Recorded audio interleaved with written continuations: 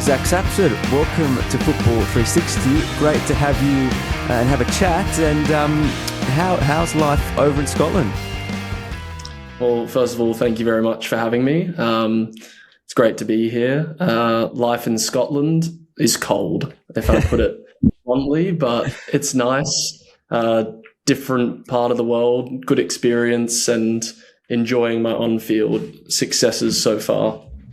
Well, yeah, congratulations on what's been an unbelievable start to life overseas, and I can't wait to talk to you about those experiences and how that feels. But we've had to slip in a chat between you, banging goals in, but also getting a bit under the weather because it's you're playing in, I don't know what, minus freezing degrees. Tell us what it's like being a professional footballer, going from playing in the summer scorching in Sydney, in Western Sydney, and now trying to get your feet warmed up and deal with the flu and stuff like that in the middle of a Scottish winter.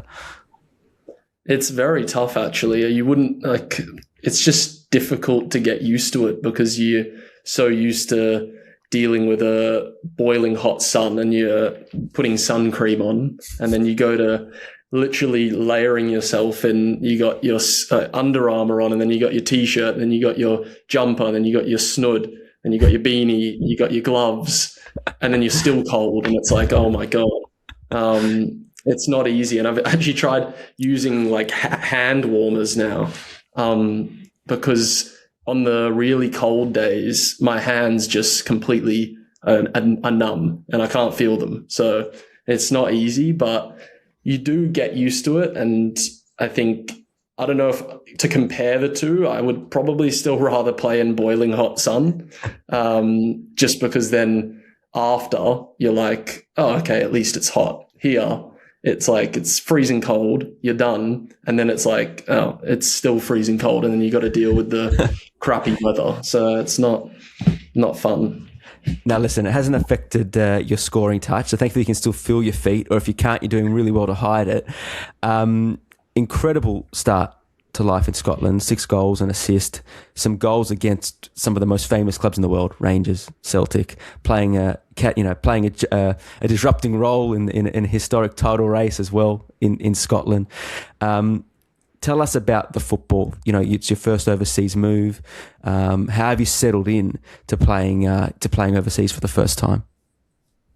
Yeah, well, thank you. I think you've made me sound very good there, but I think the highlights do, not me. Well, to be honest, it's not been easy. I mean, I live by myself, and you know, it's not easy living by yourself, and then all you've got as an outlet is the football. But at the same time, football has been great for me. I think the really important thing for me was to go to a club like Dundee United, where I was going to be given an opportunity to play as much as I can and to prove to my coach that I'll be good enough to play at this level. And thankfully, I think I've done that, and I've proven to him I'm good enough to play. And I think it's helped me grow as a player. And to be honest, I didn't think it would start off this well, but I knew if I was given the opportunity and the game time, then obviously the goals would come.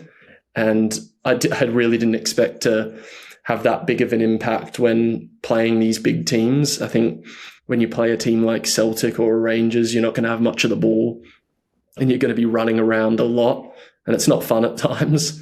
But to get a goal against both those teams is a great feeling. And even when we played in Europe, to score those goals in like a big stadium, it's a really good feeling. So I'm loving it so far. I'd love to unpack a bit more about that feeling, because the crowds in Scotland are, you know, you feel it through the television screens here. They are massive clubs. They're statement goals. They were not tap-ins. Tell us about the wave of momentum. Tell us about that feeling, the noise, the atmosphere, the impact that those goals made, you know, in the Scottish landscape, but then also for you personally when you got to stop and go, okay, wow, I just did that. I think the biggest one for me was the one against Celtic, where I really we went into the game, and I think myself, I go into a game against Celtic, I was like, wow, we're playing against Celtic here. Like, I was a bit like, oh, can we pull this off? You know, I've heard this record that we haven't beaten them at home in like 11 years. And I was like, well, this is going to be a tough game. And all the boys are telling me last year or the years before they've played them, they're just getting destroyed. like 4-5-0. And I was like, oh, I hope it's not a game like that, because that's not fun. But I think in those games, we just stayed in the game, and that's the most important thing. And I think we just had a moment where, and luckily it was me, where it dropped, and I just did what I knew, and I took a touch and finished. And it was crazy to score against a keeper like Kasper Schmeichel. That was an awesome feeling. And when it went in, I mean, scoring a goal is probably the best feeling in the world. And then to top it off against Celtic and to end up being the winner, probably the best feeling that I've felt. Amazing. Well, what's the reaction like? Because it is a intense football culture. It's a hotbed. The atmosphere is raucous. That was a consequential goal. Tell us about then what happens from there after you do something like that. Well, first of all, I celebrate as hard as I can. I mean, the feeling you get, especially at Tannadice, our home stadium, when you got those big games and it's packed. I mean, any goal, a winning goal is just, it's crazy. The crowd goes mad. It erupts pretty much, and it's a great feeling. And then after the goal, I think you just try and get yourself focused again, because I think at the time there was maybe 20, 30 minutes to go. So against a team like Celtic, it's definitely not over. But yeah, we managed to hang on and get the win, and we were buzzing. Can you tell us about the role that you play and that got you into those positions, what you've learned under Jim Goodwin, and perhaps, you know, whether there's anything, the people that maybe watched you in the A-League that might watch you if they get a game now, that you might have evolved in? Well, actually, I've played a different role this season compared to what I was doing at Wanderers, because we were playing as a front two, pretty much two strikers, me and Brandon Borello.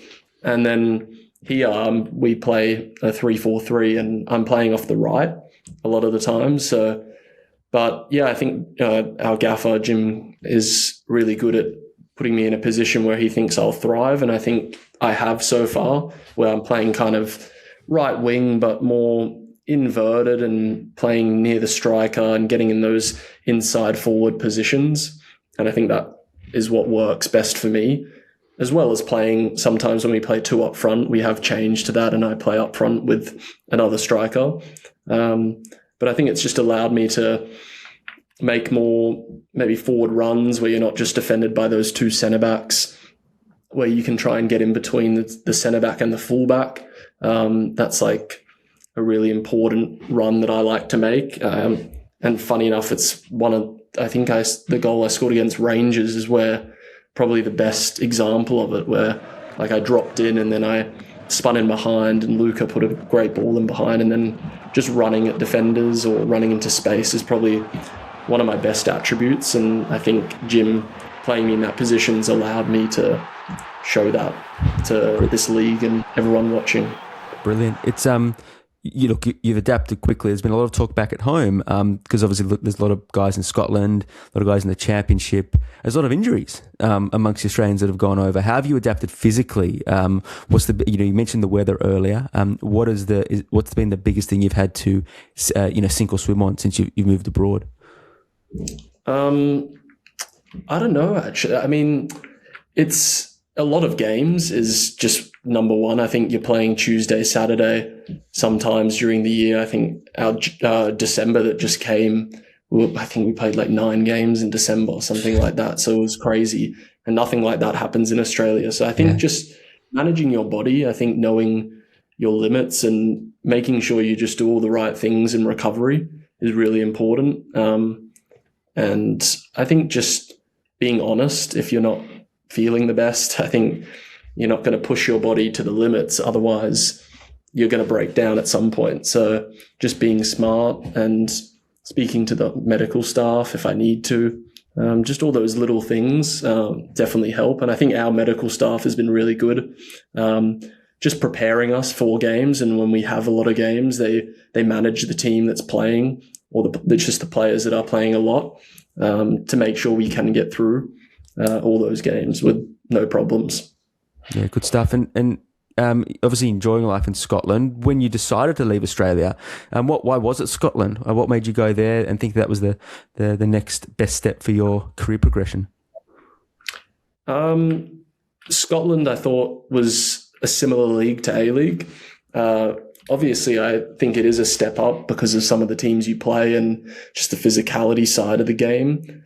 But I just think for me, the next step in my career, I was looking at just as maybe make sure I go to a club where I can get enough game time and not go to a club and you see a lot of players sometimes move and they're not going to get their game time.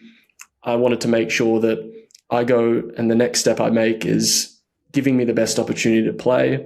And the way I spoke to Jim and the club at Dundee United, they didn't promise me, but they said, if you perform to the way we believe you can perform, then you'll be given the opportunities. And that's pretty much all I needed to hear because I backed myself. And yeah, I think just making sure I could go to a club that would give me that opportunity, but also at a level where I get recognition for playing at a certain standard. Yeah, and you've got, there's plenty of Aussies there. Do you guys, what's the camaraderie like amongst you guys? Obviously, you've got Ryan Strahan at the club as well. Can you tell us about, how you guys support each other if you do and what that connection is like? What it's like when you play against each other as well? Yes, obviously, Ryan Strahan's at Dundee United. We got along very quickly, just being two Aussies. You always naturally just get along with any other Aussie in a team. So he's been great since I've been there. But yeah, there is a lot of Aussies playing. I think obviously Milanovic, he's at Aberdeen, Oscar Priestman at Motherwell. Anytime we play each other, always have a nice chat and just check in on each other, see how we're going. Obviously there's a few other players around, but I don't, I spoke to Cammy Devlin a bit when we play. But that's pretty much it, to be honest. We just have a nice chat after a game, and that's it.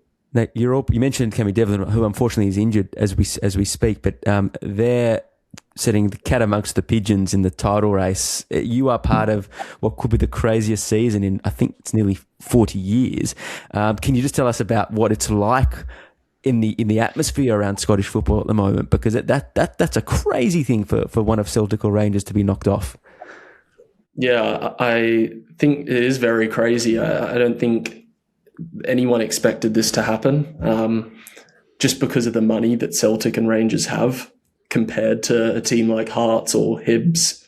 But I think Hearts are really doing well and they deserve to be where they are. And I think it is crazy because a lot of the fans, they're not enjoying it at all because Celtic and Rangers, they expect to win and nothing less. So if Hearts manage to do it, I don't know if I'll be happy or sad. I have no feeling towards either clubs, but it's just very interesting to see. It's nice things when they shake up a little bit. You don't want to see Celtic or Rangers always win. Might get a bit boring, but yeah, we'll see.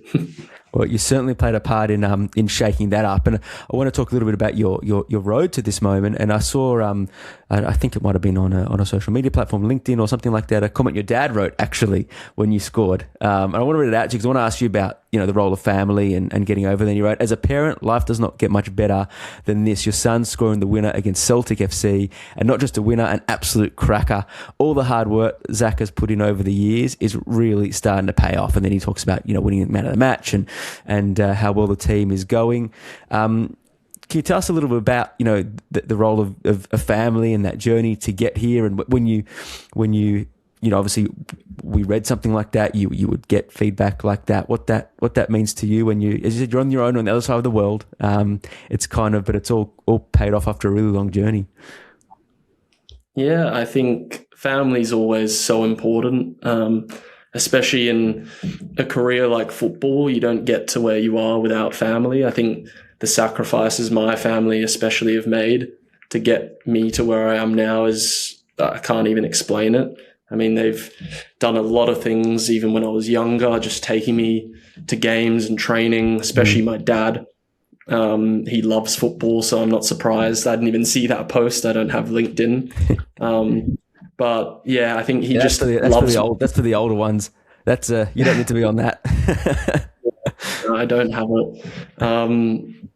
But no, I think, yeah, family, just my family sacrificed a lot. They even come visit me here when they can. And just even when I first went to England, my mum moved with me. So it's just something they don't need to do, but they did just because they love me. And obviously I appreciate it. And to get a reaction like that from my dad is just a nice feeling for me, because at least I'm doing something in return to them. So it's a good feeling. Amazing. And look, you've got a modern Australian football story coming through, a couple of A-League clubs and, in the NPL. When did a penny drop for you that you were on your way to something that could be a little bit more serious? I think maybe when I first went to Sydney FC, that when I went to NPL and I had a really good season there, and we had a really good team, to be honest. I think a lot of our players in that team ended up going into A-League clubs. And then obviously I moved to Wanderers, and it took me some time to end up playing, but I think it started off at Sydney FC just believing in myself and playing at that NPL 1 level for the first time in the first grade, knowing that I could play against men. I think that really helped me kick on, and then obviously then went on to playing in the A-League, and yeah, I think just all went from there. And it's a journey that there's so much talk around junior football in Australia and what's right, what's wrong, we do this, we do that, but actually for you coming through and at 22 years of age making the move abroad, it feels like you were prepared for that moment. Would that be right?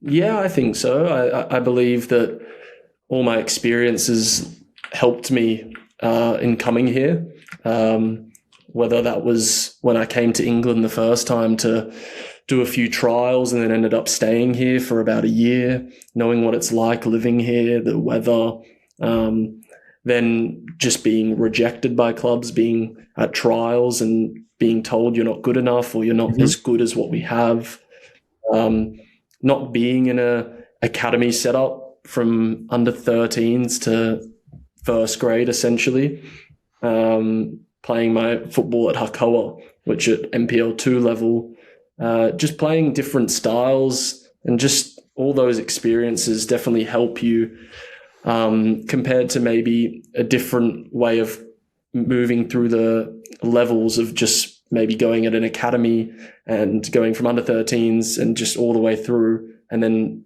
progressing into the A-League team. It's just both work, but I think both give you different experiences. And yeah, I definitely appreciate all of mine, and whether they were good or bad, they all help you.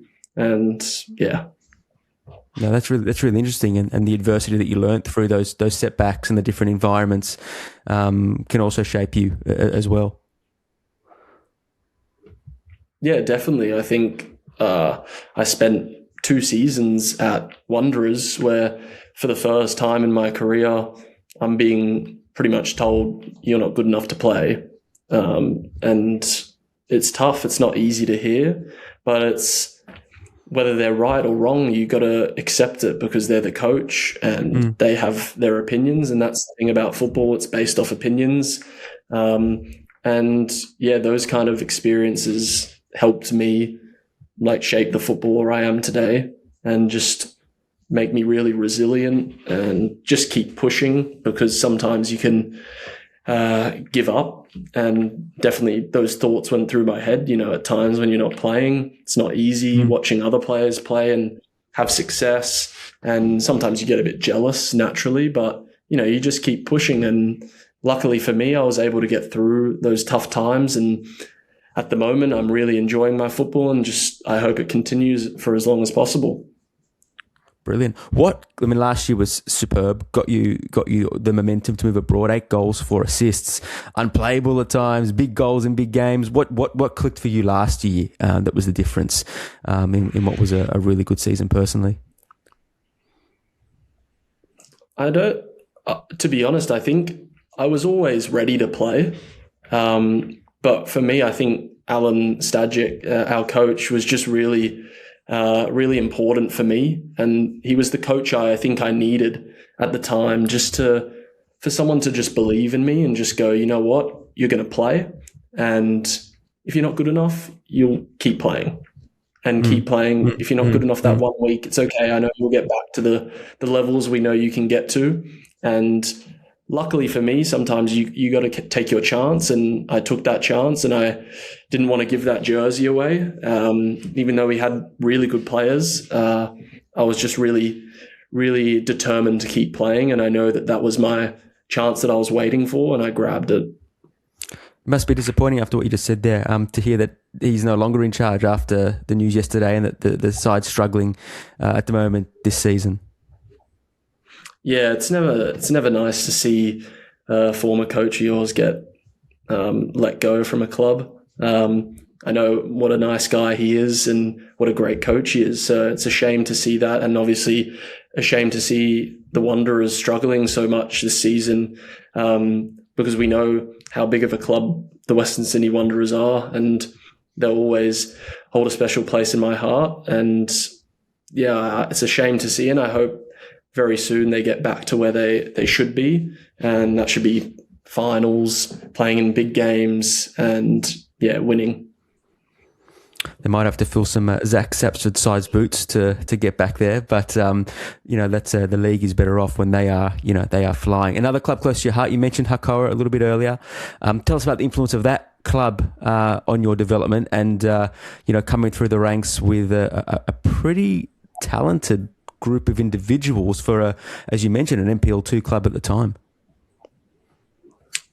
I think Hakoah was incredible for me. I loved every time I went to Hakoah, training, games. I just absolutely loved it because I was surrounded by my friends, and I've grew up playing with all these players, and it's always nice to play with the players you know, and sometimes you can go to a club where you don't really know anyone, and it's not the best feeling. But I think Hakoah was just a really special place for me. A great club as well. I think even the coaching staff there, the players, even the board, like the president, you got people like Johnny Pillimer, Paul Heilig, just all incredible people all around the club. Even like the kit men were just really good. And even when I went into the first team, everyone was so nice to me.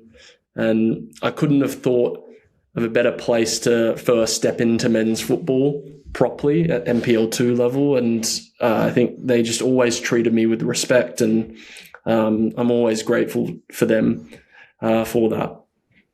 And it's pretty remarkable that you came through with a really talented cohort. Alex Robertson, one of them, obviously gone on and forged a career in England in the first three divisions there, Manchester City, and now on loan at with Cardiff and whatnot.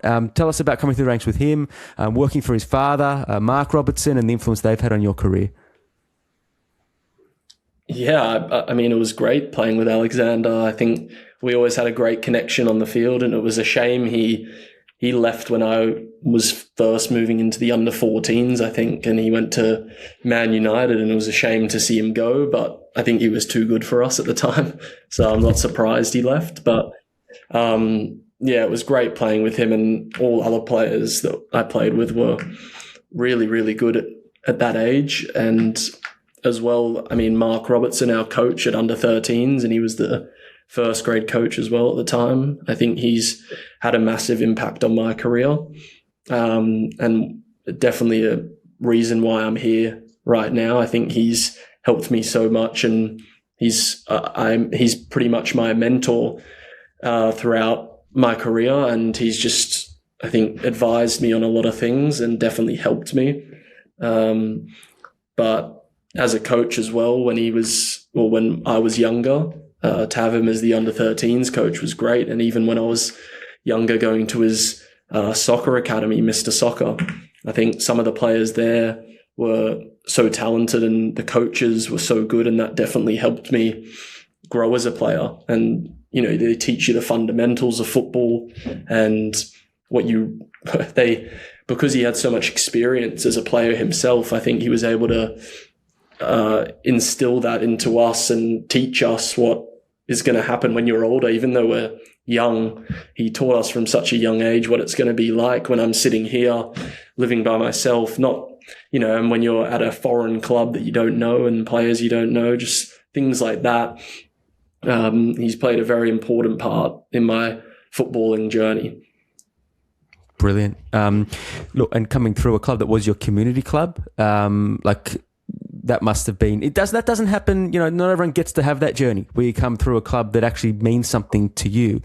Can you tell us about that as well? You mentioned that you're playing with your friends and family, but coming to a club that actually means something to you as part of that community. Yeah, I think just playing at a club where you've been your whole young career as a junior is a great feeling to go on and play in the first grade, because, as you said, it's such a community club. And I think being a part of the Jewish community myself, all my friends playing there, whether they were in the age below or my age group, it's just a great feeling, and all the parents coming to the games, and just always a good feeling around Hakoah. And I always felt that. And it's just, it was a great experience, and probably my favorite part of my footballing journey playing there. And I can't think of anything ever bad happening at Hakoah. It was always positive, always great experiences there. And I just really enjoyed all my time, and to play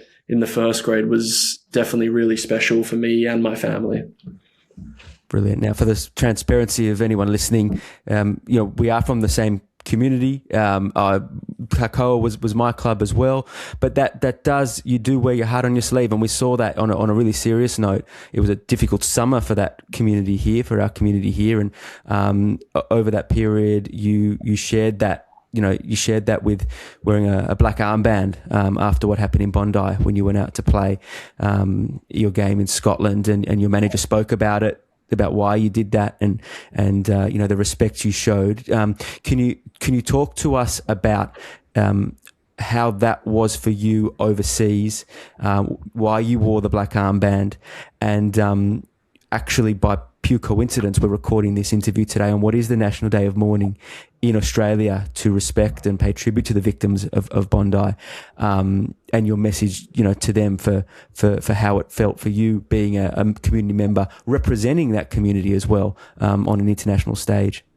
Yeah, I think wearing that black armband was just my way of showing some respect to obviously the victims and family members that were affected in that tragedy that happened at Bondi Beach. And for me, living so far away, and I said to you earlier, actually, it just almost didn't feel real, but obviously it was. And it was so sad to see, knowing how close it was to home, and just knowing that some family could have been there. Well, actually, my family members, one or two of them were actually there, my auntie and uncle. And it's just so sad to see something like that happen at a place like Bondi, because you just don't think it could happen there, because to me, it's such a safe and enjoyable place to spend your time. I think I've been there countless of times in my life, and probably one of my favorite places to go. And to see that happen really hit me hard. And I think, just as I said, living so far away, I can't really do anything being here, but I think putting a black armband on was just my little way of showing some respect as best as I could. And as you said, the National Remembrance Day for this tragedy, I think I can't even imagine what it would be like to be a family member that was hurt in this time. I think to really be affected by it, and I felt affected by it, and nothing luckily happened to my family. I think for those family members that it actually happened to, I just feel for them, and I hope that they're okay, and I just wish them my best. Well said. It feels surreal still to be talking about that, and to be talking about it within the context of what's a football conversation, but these are the realities. And as we said at Football 360 at the time, we're going to use football to become that distraction and to be that escape and source of joy moving forward, and try to bring the best out of what we can of Australia. And you certainly showed the best of yourself and representing the community in Australia on that day. Trying to change tack because it's always difficult, but want to just now talk about, it's a bit more about Australia, and there's the perfect way to end this conversation is hopefully it's onwards and upwards for yourself. And we can't not talk about ambition and aspiration and the rewards for great form. There's a March window coming up. There's a World Cup coming up. How intensely is that on your radar? Obviously, every player wants to play at a World Cup. I think that's always the goal. But I think for me, and I've said this when anyone asks me, it's just making sure I can play the best I can for Dundee United. And for me, club football is the most important thing for me right now. And, making sure we can do as best as we can this season, because I believe if I can do that, then if anything else happens on the back of that, it's just a bonus. Because I'm signed to Dundee United and they're the most important thing to me right now. And I just want to be playing my best football and providing them goals and assists and working hard for my team. Great answer. There's always a bolter come the World Cup, someone that hasn't been in the squad up until now. So you never know. I guess only for a goal scorer, goals are the only currency that you can put forward. Exactly. That's all I can do. Just score and assist, and hopefully something comes of it. We'll see. You never know. From when you were a little kid, how big a dream was pulling on that green and gold jersey? Yeah, of course. I think as a young, Australian, just growing up watching Australia play in World Cups, I think everyone playing football, you just dream of playing for Australia. And for me, definitely that was the case. Always wanted to play for Australia, and hopefully one day that can happen. And I believe if I play as well as I can for my club, I'm sure that will happen at some point. Well, we wish you all the best with that endeavour. Thoroughly enjoyed our conversation. Great to get always the great insights from Aussies doing really, really well abroad. But thank you for your honesty and detail, and I think some lessons for kids coming through to see how it can be done, coming through the ranks and dealing with different challenges that come your way to get to where you want to be. Good luck for the rest of the season, and we hope to keep sharing your highlights, banging goals in, and bring them to our audience. Football 360. Thank you very much. I appreciate you having me on and had a great time. Appreciate it. Thank you.